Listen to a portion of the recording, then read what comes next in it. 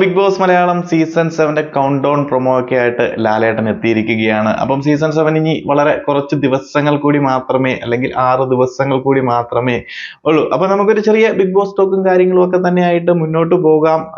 അപ്പം ഈ ഒരു സീസൺ 7 തുടങ്ങാൻ പോകുമ്പോൾ പിന്നോട്ടൊരു ചെറിയൊരു എത്തിനോട്ടം, അല്ലെന്നുണ്ടെങ്കിൽ സീസൺ 1 മുതൽ കഴിഞ്ഞ സീസൺ 6 വരെയുമുള്ള ഒരു ചെറിയൊരു റീക്യാപ്പ്, അതിൽ നിന്ന് ഏതാണ് മികച്ചൊരു സീസൺ, ഇതുവരെ നടന്നതിൽ നമുക്ക് മികച്ചതായി തോന്നിയ ഒരു സീസൺ ഏതാണ്?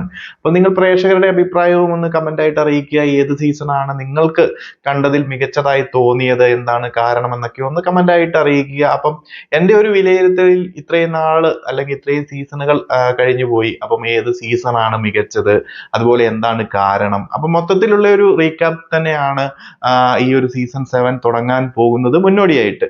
അപ്പം ആദ്യ സീസൺ മുതൽ നമുക്കൊന്ന് തുടങ്ങാം. അപ്പൊ സീസൺ 1 നമുക്ക് നോക്കുകയാണെന്നുണ്ടെങ്കിൽ ബിഗ് ബോസിനെ പറ്റി പ്രേക്ഷകരുടെ മുന്നിൽ അധികം ആൾക്കാർക്കൊന്നും അറിയത്തില്ല. മലയാളി പ്രേക്ഷകർക്ക്, അതുപോലെ Hindi Big Boss, Tamil Big Boss ഒക്കെ ഫോളോ ചെയ്യുന്നവർക്ക് ബിഗ് ബോസ് എന്താണെന്നൊക്കെ അറിയാമായിരിക്കാം. ബട്ട് അല്ലാത്തവർക്ക്, അല്ലെങ്കിൽ നല്ലൊരു ശതമാനം ഓഡിയൻസിനും ബിഗ് ബോസ് എന്താണെന്ന് അറിയത്തില്ലാത്ത സമയത്ത് സീസൺ 1 വന്ന് വമ്പൻ ഹിറ്റാക്കി മാറ്റിയതാണ് ഈ നമ്മുടെ ബിഗ് ബോസ് മലയാളം സീസൺ 1. കണ്ടസ്റ്റൻസിന്റെ കാര്യത്തിലാണെന്നുണ്ടെങ്കിലും, കണ്ടസ്റ്റൻസിന്റെ പെർഫോമൻസിന്റെ കാര്യത്തിലാണെന്നുണ്ടെങ്കിലും നല്ല നിലവാരമുള്ള കണ്ടസ്റ്റൻസ് ആയിരുന്നു, മികച്ച കണ്ടസ്റ്റൻസ് ആയിരുന്നു. അതുപോലെ അധികം സേഫ് ഗെയിമും കാര്യങ്ങളും ഒന്നും കളിക്കാതെ ഫൈറ്റ് ചെയ്ത് കളിച്ച, അല്ലെന്നുണ്ടെങ്കിൽ പ്രേക്ഷകർക്ക് മികച്ച ഒരു എന്റർടൈനിങ് പാക്കേജ്, അല്ലെ കംപ്ലീറ്റ് ഒരു മാസ് എന്റർടൈനിങ് ത്രില്ലർ പാക്കേജ് നൽകിയ ഒരു സീസൺ ആയിരുന്നു നമ്മുടെ ബിഗ് ബോസ് മലയാളം സീസൺ 1 എന്ന് പറയുന്നത്. അതിന്റെ വിന്നർ എന്ന് പറയുന്നതും അതുപോലെ തന്നെയാണ്. മികച്ച ഗെയിം തന്ന് പ്രേക്ഷകരുടെ എല്ലാം ഇഷ്ടം നേടിയെടുത്ത് വിന്നായതാണ് സാബുമോൻ എന്ന് പറയുന്നത്. അതുപോലെ കോമ്പറ്റീഷൻ ആയിട്ട് കൊടുത്ത ആൾക്കാരും ആ ഒരു രീതിയിൽ തന്നെയായിരുന്നു ബിഗ് ബോസ് സീസൺ 1 അത്രമാത്രം കോമ്പറ്റീഷൻ ഉണ്ടായിരുന്നു വോട്ടിംഗ് സമയങ്ങളിലെല്ലാം. അപ്പം എന്തുകൊണ്ടും ബിഗ് ബോസ് മലയാളം, അല്ലെങ്കിൽ ബിഗ് ബോസ് മലയാളത്തിൽ ഏത് മികച്ച സീസൺ എന്ന് പറയുമ്പം എന്റെ ഒരു അഭിപ്രായത്തിൽ കൂടുതൽ ആലോചിക്കേണ്ട കാര്യമില്ല, സീസൺ 1 തന്നെ എനിക്ക് പറയാൻ സാധിക്കും. എന്നാണെങ്കിലും മറ്റു സീസണെ കുറിച്ച് നമുക്കൊന്ന് നോക്കാം. അതിൽ നിന്നൊക്കെ നമുക്ക് കമ്പയർ ചെയ്തിട്ട് എടുത്താൽ മതി. അപ്പം കണ്ടസ്റ്റൻസിന്റെ കാര്യത്തിലാണെന്നുണ്ടെങ്കിലും, ടാസ്കുകളുടെ കാര്യത്തിലാണെന്നുണ്ടെങ്കിലും, അതുപോലെ പെർഫോമൻസിന്റെ കാര്യത്തിലാണെന്നുണ്ടെങ്കിലും, ഓരോ കണ്ടസ്റ്റൻസിന്റെയും അതിൽ നടക്കിയ ഗെയിംസ്, ടാസ്കുകൾ എന്ത് നോക്കി കഴിഞ്ഞു കഴിഞ്ഞാലും എല്ലാം കൂടി ഒത്തിണങ്ങിയ ഒരു സീസൺ ആയിരുന്നു സീസൺ 1. അതുപോലെ തന്നെ അതിന്റെ വിന്നറും.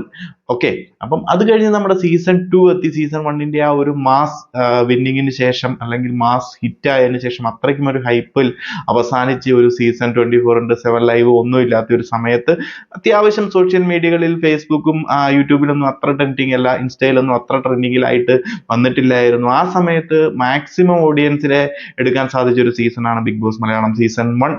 അതുപോലെ നല്ല നിലവാരമുള്ള കുറച്ച് സ്റ്റാൻഡേർഡ് ഉള്ള കണ്ടസ്റ്റൻസും കൂടി എന്ന് നമുക്ക് വേണമെങ്കിൽ പറയാം.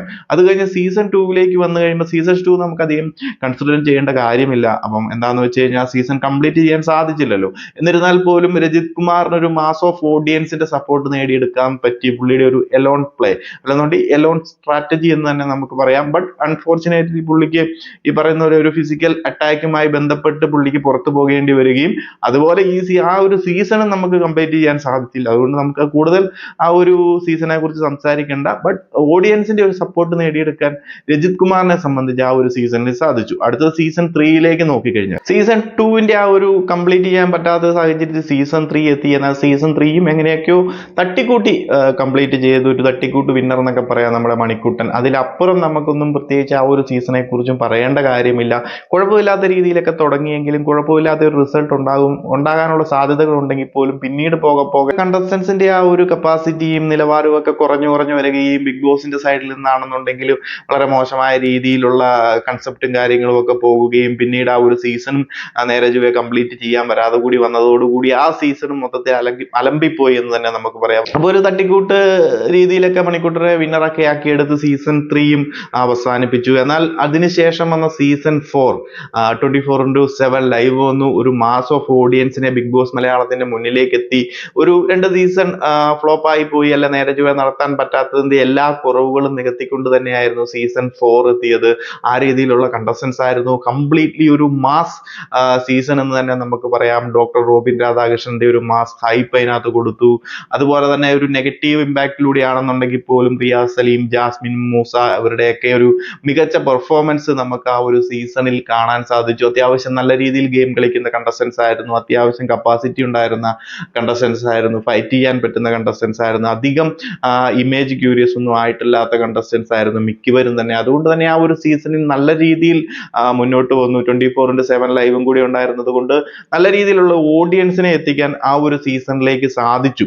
അപ്പം ആ ഒരു സീസൺ നമുക്ക് മികച്ചതെന്ന് തന്നെ നമുക്ക് പറയാൻ സാധിക്കും. എന്നാൽ ഒരു വിന്നർ കാറ്റഗറിയൊക്കെ നോക്കിക്കഴിയുമ്പോൾ നമുക്കറിയാം, ഫിസിക്കൽ അറ്റാക്കിന്റെ പേരും പറഞ്ഞ് റോബിനെ നമ്മൾ പുറത്താക്കുകയും അതിനുശേഷം ദിൽഷ വിന്നറായി വരികയും അല്ലെന്നുണ്ടെങ്കിൽ റോബിന്റെ ഫാൻസ് എല്ലാം ചേർന്ന് ദിൽഷയെ വിന്നറാക്കിയെന്ന് നമുക്ക് പറയാൻ സാധിക്കും. അതുകൊണ്ട് വിന്നറിന്റെ കാര്യത്തിൽ മാത്രം ചെറിയൊരു ഇഷ്യൂ ഉണ്ട്. മറ്റൊരാളുടെ ഫാൻസ് ആണ് മറ്റൊരാൾക്ക് വേണ്ടി മറ്റൊരാളെ വിന്നറാക്കിയ ഒരു സീസൺ ആണ്. അല്ലാത്ത പക്ഷം നല്ലൊരു സീസൺ കൂടി ആയിരുന്നു. പിന്നെ 24/7 വന്നതുകൊണ്ട് ആ ഒരു രീതിയിൽ ഭയങ്കര ഒരു ഹൈപ്പ് നേടാൻ പറ്റിയ സീസൺ ആയിരുന്നു സീസൺ 4 എന്ന് പറയുന്നത്.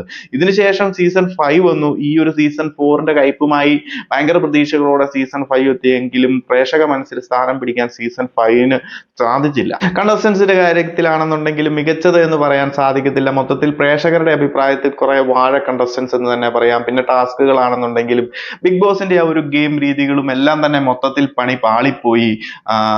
അഖിൽ മാരാർ വിന്നായത് എന്ന് പറയുമ്പോൾ ഒരു എതിരാളി ഇല്ലാതെ വിന്നായി എന്ന് തന്നെ പറയാം. അഖിൽ മാരാർ മികച്ചൊരു ഗെയിമർ ആയിരുന്നു, മികച്ചൊരു പേഴ്സണാലിറ്റി ആയിരുന്നു. ആളുടെ കാര്യങ്ങളിൽ മാത്രമേ ആ ഒരു സീസണിൽ മികച്ചത് എന്ന് പറയാൻ നമുക്കുള്ളൂ. അല്ലാതെ ആ ഒരു സീസണിൽ പ്രത്യേകിച്ചൊന്നും തന്നെ ഇല്ല. മൊത്തത്തിൽ പ്രേക്ഷകർ എഴുതിത്തള്ളിയ ഒരു സീസൺ എന്ന് തന്നെ നമുക്ക് പറയേണ്ടി വരും സീസൺ 5ന്റെ കാര്യത്തിൽ. എന്നാൽ ഈ ഒരു സീസൺ കഴിഞ്ഞ് സീസൺ 6 എത്തിയപ്പോഴെങ്കിലും പ്രേക്ഷകർ കുറച്ച് പ്രതീക്ഷിച്ചു. സീസൺ 5 പൊളിഞ്ഞു പോയി, ഇനി മികച്ചൊരു സീസണെങ്കിലും കാണാമല്ലോ എന്ന് കരുതി സീസൺ 6 എത്തിക്കഴിഞ്ഞു കഴിഞ്ഞപ്പോൾ അത് അതിലും ദുരന്തമായിരുന്നു എന്ന് നമുക്ക് പറയേണ്ടി വരും. കാരണം ആ ഒരു സീസണും പ്രേക്ഷകർ കംപ്ലീറ്റ്ലി എഴുതിത്തള്ളി. കണ്ടസ്റ്റൻസിന്റെ സെലക്ഷൻ തൊട്ട് ടാസ്കുകളാണെന്നുണ്ടെങ്കിലും ആദ്യമായിട്ട് മലയാളത്തിൽ ഒരു തീം കൺസെപ്റ്റ് കൊണ്ടുവന്നതാണെന്നുണ്ടെങ്കിലും ബിഗ് ബോസിന്റെ മൊത്തത്തിലുള്ള എക്സിക്യൂഷൻ മൊത്തം പാളിപ്പോയ ഒരു സീസൺ ആയിരുന്നു സീസൺ 6 എന്ന് പറയുന്നത്. പിന്നെ എങ്ങനെയൊക്കെയോ ഉള്ളതിലെ ഭേദമെന്ന് കരുതി ഒരു വിന്നറേയും കൂടെ കണ്ടെത്തി ജിൻഡോ അതിനകത്ത് വിന്നറായി കപ്പെടുത്തു എന്ന് നമുക്ക് വേണമെന്നുണ്ടെങ്കിൽ പറയാം. തട്ടിക്കൂട്ടി അല്ലെന്നുണ്ടെങ്കിൽ പ്രേക്ഷകർ ഉള്ള ഒരു കണ്ടസ്റ്റൻസിൽ കുറെ വാഴകൾക്കിടയിൽ ഏതോ ഒരു വാഴയെ തപ്പിപ്പിടിച്ചെടുത്ത് ഒരു വിന്നറെ ഒപ്പിച്ചെടുക്കുന്ന ഒരു സീസൺ ആയിരുന്നു. അല്ലാതെ മികച്ചൊരു സീസൺ എന്ന് പറയാനോ പ്രേക്ഷകർക്ക് എന്റർടൈൻമെന്റ് കൊടുത്ത ഒരു സീസൺ എന്ന് പറയാനോ സീസൺ 6 ആയില്ല. ടോട്ടലി പറഞ്ഞു കഴിഞ്ഞാൽ 5ഉം 6ഉം അത് അങ്ങനെയും പോയി. അപ്പം ഇതിന് നമുക്ക് മികച്ച സീസൺ ഏതാണ് എന്ന് നോക്കിക്കഴിഞ്ഞു കഴിഞ്ഞാൽ കൂടുതലൊന്നും അധികം ആലോചിക്കേണ്ട കാര്യമില്ല. സീസൺ 2ഉം സീസൺ 3ഉം ഒരു രീതിയിൽ നമുക്ക് അങ്ങ് ഒഴിവാക്കി കളയാം. സീസൺ 2 കംപ്ലീറ്റ് ചെയ്യാൻ സാധിച്ചില്ല. സീസൺ 3 എങ്ങനെയൊക്കെയോ തട്ടിക്കൂട്ടി തീർത്തതാണ്. പിന്നീട് നമുക്ക് അടുത്തതെന്ന് പറയുന്നത് നമ്മുടെ സീസൺ 5ഉം അതുപോലെ തന്നെ സീസൺ 6ഉം പ്രേക്ഷകർ കംപ്ലീറ്റ്ലി എഴുതിത്തള്ളിയ ഒരു സീസൺ ആണ്. മികച്ചത് എന്ന് പറയാൻ നമുക്ക് കഴിയില്ല. പിന്നെ ഈ ഒരു കമ്പാരിസണിലേക്ക് വരുമ്പോൾ മികച്ചത് ഏതെന്ന് ചോദ്യത്തിലേക്ക് സീസൺ 1ഉം സീസൺ 4ഉം മാത്രമേ നമ്മുടെ മുന്നിൽ അവശേഷിക്കുന്നുള്ളൂ. അപ്പം സീസൺ 1 ആണോ അല്ലെങ്കിൽ സീസൺ 4 ആണോ മികച്ചത് എന്ന് ചോദിച്ചു കഴിഞ്ഞാൽ പലർക്കും പല അഭിപ്രായങ്ങളായിരിക്കും. സീസൺ 4 പറയുന്ന പലരും സീസൺ 1 കണ്ടിട്ടുണ്ടാകത്തില്ല.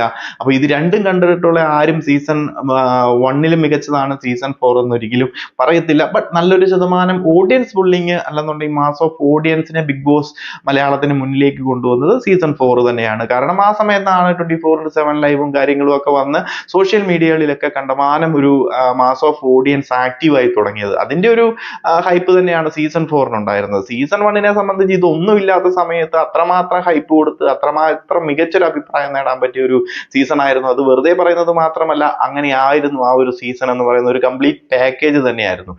എൻ്റെ ഒരു അഭിപ്രായത്തിൽ ഇതെല്ലാം വെച്ച് കമ്പയർ ചെയ്ത് നോക്കുമ്പോൾ വിന്നർ അടക്കം വരുന്നത് ഒരു ഫൈറ്റ് ചെയ്ത് ഡിസേർവ്ഡ് ആയിട്ടുള്ള ഒരു വിന്നർ അടക്കം വന്നത് സീസൺ 1ലാണെന്നാണ്. അപ്പം എൻ്റെ അഭിപ്രായത്തിൽ ഞാൻ പറയുന്നത് സീസൺ 1 ആണ് എന്നെ സംബന്ധിച്ചത് മികച്ച ഒരു സീസൺ എന്നാണ്. അപ്പൊ നിങ്ങൾ പ്രേക്ഷകരൊന്ന് പറയൂ, സീസൺ 1 മുതൽ കണ്ടവരുണ്ടെങ്കിൽ ഇതിൽ ഏതാണ് മികച്ച ഒരു സീസൺ ആയിട്ട് നിങ്ങൾക്ക് തോന്നുന്നത്, അതിന്റെ കാരണം എന്താണെന്നൊക്കെ നിങ്ങൾക്കൊന്ന് കമന്റ് ആയിട്ട് അറിയിക്കാവുന്നതാണ്. അപ്പൊ സീസൺ 7 നമ്മളിലേക്ക് എത്താൻ പോവുകയാണ്. അപ്പം നമുക്ക് ചെറിയൊരു റീക്യാപ്പ് നടത്തിയെന്ന് മാത്രമേ ഉള്ളൂ സീസൺ 1 മുതൽ സീസൺ 6 വരെയും. അപ്പം നിങ്ങളുടെ അഭിപ്രായങ്ങളൊക്കെ ഒന്ന് അറിയിക്കുക. അപ്പം കൂടുതൽ ബിഗ് ബോസ് അപ്ഡേറ്റുകളും അതുപോലെ തന്നെ ബിഗ് ബോസ് ടോക്കും ഒക്കെ ആയിട്ട് മറ്റൊരു വീഡിയോയിൽ കാണാം.